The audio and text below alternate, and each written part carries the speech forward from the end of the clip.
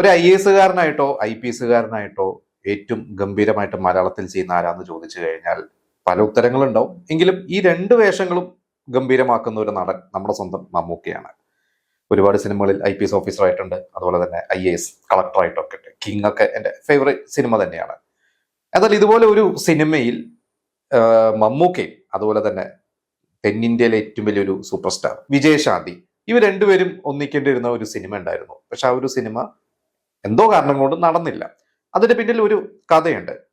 അതായത് welcome to Kodaikanal എന്ന cinema super ഹിറ്റായി ഓടിക്കൊണ്ടിരിക്കുന്ന സമയമാണ്. ജഗദീഷ് എന്ന നടന് വലിയൊരു വാല്യൂ, സ്റ്റാർ വാല്യൂ കിട്ടിയ ഒരു സമയമാണ്. ആ ഒരു സിനിമയുടെ പ്രൊഡ്യൂസർ ഹമീദ്, അദ്ദേഹത്തിന് വീണ്ടും ഒരു സിനിമ ചെയ്യണം, അപ്പൊ കുറച്ചൊരു വലിയൊരു സിനിമ ചെയ്യണം എന്നൊക്കെ അദ്ദേഹത്തിന് ആഗ്രഹമുണ്ട്. അപ്പൊ അതിന്റെ റൈറ്റർ, വെൽക്കം ടു കൊടൈക്കനാലിന്റെ റൈറ്റർ ആയിരുന്ന കലു ഡെന്നിസിന്റെ അടുത്ത് പറഞ്ഞു. അപ്പൊ കലു ഡെന്നിസിന്റെ മനസ്സിൽ അന്നൊരു കഥയുണ്ട്. ഒരു IAS ഒരു IPS, ഒരു നായകൻ നായികയും IAS IPS ആയിട്ടുള്ള ഒരു കഥ.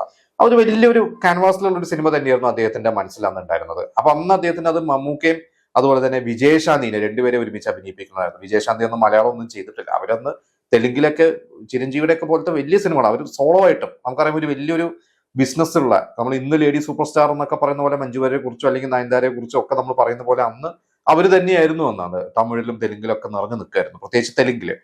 അപ്പൊ അന്ന് നമ്മുടെ മലയാളിയായ ഒരു നടൻ തെലുങ്കിലും തമിഴിലും നിറഞ്ഞു നിൽക്കുന്നുണ്ട്. അത് ക്യാപ്റ്റൻ രാജുവാണ്. അപ്പോൾ വിജയശാന്തിനെ എങ്ങനെയൊന്ന് കമ്മ്യൂണിക്കേറ്റ് ചെയ്യും അല്ലെങ്കിൽ എങ്ങനെ എത്തിപ്പെടുമെന്നൊക്കെ ഇവർക്കൊരു സംശയം ഉണ്ടായിരുന്നു. അപ്പൊ ഇവർ നേരെ ക്യാപ്റ്റൻ രാജുവിനെ വിളിച്ചു. ക്യാപ്റ്റൻ രാജുവിന്റെ തുടക്കകാലത്തൊക്കെ നല്ല വേഷം കൊടുത്തിട്ടുള്ള ഒരു എഴുത്തുകാരനാണ് കലു ഡെന്നീസ്. അപ്പൊ ക്യാപ്റ്റൻ രാജു പറഞ്ഞു, ഞാൻ സംസാരിച്ച് പഠിക്കാം. അന്ന് ക്യാപ്റ്റൻ രാജു മദ്രാസിൽ സെറ്റിൽ ചെയ്ത ഒരു സമയമാണ്.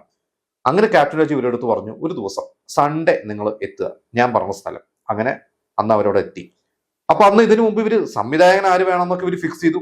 ജോഷി, അന്ന് IV ശശിയും ജോഷിയും തന്നെയാണ് ഇത്തരത്തിൽ സിനിമകൾ ചെയ്യുന്നത്. അന്ന് ജോഷി നിറഞ്ഞു നിൽക്കുകയാണ് 90s.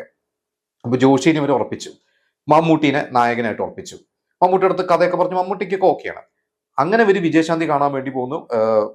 ക്യാപ്റ്റൻ രാജു പറഞ്ഞ ലൊക്കേഷനിൽ എത്തുന്നു. അതൊരു സ്കൂളാണ്. അപ്പൊ ഒരു ചെന്ന് കഴിഞ്ഞപ്പോൾ അവിടെ ഒരു പൂജയുടെ ഒക്കെ ഒരു സീനാണ് ഷൂട്ട് ചെയ്തെടുക്കുന്നത്. അപ്പൊ ഏതൊരു സ്ത്രീ അകത്തിരുന്ന് ഒരു നാടൻ വേഷത്തിൽ കുറെ കുങ്കുമവും ഭസ്മവും ഒക്കെ നെറ്റിയിലൊക്കെ അങ്ങനെ ഒരു സ്ത്രീ ഇരിക്കണം. അപ്പൊ ഇവര് അത് ആരാന്ന് മനസ്സിലായില്ല. അപ്പൊ ഇവര് വിജയശാന്തിനെ വെയിറ്റ് ചെയ്യണം. കുറച്ച് കഴിഞ്ഞപ്പോൾ അവർ ഷോട്ട് കഴിഞ്ഞപ്പോൾ ഈ സ്ത്രീ നടന്നു വന്നു. അത് വിജയശാന്തി ആയിരുന്നു. അപ്പൊ ഇവരുടെ സ്ക്രീനിൽ കാണുന്ന പോലെയല്ല, വേറൊരു ലുക്കിലാണ്. അപ്പൊ വിജയശാന്തി വളരെ ഭവ്യതയോടുകൂടി ഇവരുടെ അടുത്ത് വരുന്നു, ഇവരുടെ അടുത്ത് കഥ കേൾക്കുന്നു. കഥ കേട്ട് കഴിഞ്ഞപ്പോൾ ഇവര് പറഞ്ഞു, എനിക്ക് ഇഷ്ടപ്പെട്ടു, നല്ല കഥയാണ്, മമ്മൂട്ടി സാറിന് നല്ല ഗംഭീരമായ റോളാണല്ലോ, എനിക്ക് ഒരുപാട് സിനിമകളുണ്ട് എനിക്ക് ചെയ്യാനായിട്ട്, എങ്കിലും ഞാൻ ഡേറ്റ് തരാം, നല്ലൊരു സിനിമയല്ലേ എന്ന് പറഞ്ഞ് ഇവര് കാര്യങ്ങൾ ഒക്കെ ഒന്ന് പ്രൊസീഡ് ചെയ്തോളാൻ പറഞ്ഞു. പിന്നെ ഇവര് കുറെ ചർച്ചകൾ നടന്നു.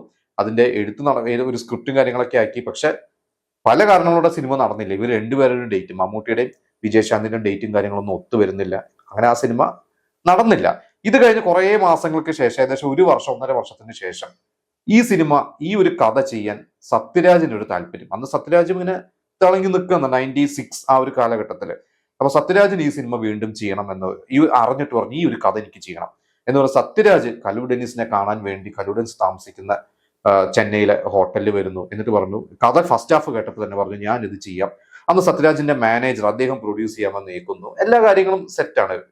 അങ്ങനെ രാജ റാണി എന്നായിരുന്നു അന്ന് ആ ഒരു സിനിമയുടെ പേര്. അതിന്റെ പൂജ വരെ ഓണായതാണ്. വിജയശാന്തിയും സത്യരാജും അഭിനയിക്കുന്നു. അന്ന് ആ പൂജയ്ക്ക് അമിതാഭ് ബച്ചനാണ് അന്ന് തിരികൊളുത്തുന്നത്.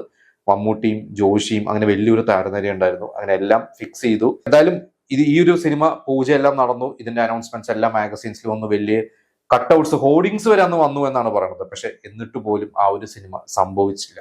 അങ്ങനെ വിജയശാന്തി അത് കഴിഞ്ഞിട്ടാണ് പിന്നെ യുവതുർക്കി സിനിമയിലൊക്കെ അഭിനയിച്ചു. സുരേഷ് ഗോപിയുടെ ഭദ്രന്റെ, എനിക്ക് തോന്നുന്നു അന്ന് 1 കോടിയൊക്കെ റെമ്യൂണറേഷൻ, സുരേഷ് ഗോപിയെക്കാട്ടും കൂടുതൽ റെമ്യൂണറേഷൻ മേടിച്ചു എന്നൊക്കെ വാർത്തയുണ്ടായിരുന്നു. യുവതുർക്കി സിനിമ പക്ഷെ പരാജയപ്പെട്ടു. അത് കഴിഞ്ഞ അവർ കല്ലുകൊണ്ടൊരു പെണ്ണു എന്നുള്ള സിനിമയിലും വന്നു. അത് പക്ഷെ ഒരു ആക്ഷൻ റോളേ അല്ല, വേറൊരു റോളാണ് അവർ വന്നിട്ടുള്ളത്. എന്തായാലും അന്ന് ആ സിനിമ സംഭവിച്ചിരുന്നെങ്കിൽ, ചിലപ്പോൾ മമ്മൂട്ടി വിജയശാന്തി അഭിനയിക്കുന്ന സിനിമ സംഭവിച്ചിരുന്നെങ്കിൽ ചിലപ്പോൾ അതൊരു ഗംഭീര സിനിമയെ മാറുമായിരുന്നു. അതും സംഭവിച്ചില്ല. ഈ പറയുന്ന സത്യരാജും വിജയശാന്തിയും അഭിനയിക്കുന്ന സിനിമയും സംഭവിച്ചില്ല. എന്തായാലും ആ ഒരു കഥ പിന്നീട് സിനിമയെ ആയില്ല എന്നുള്ളതാണ്.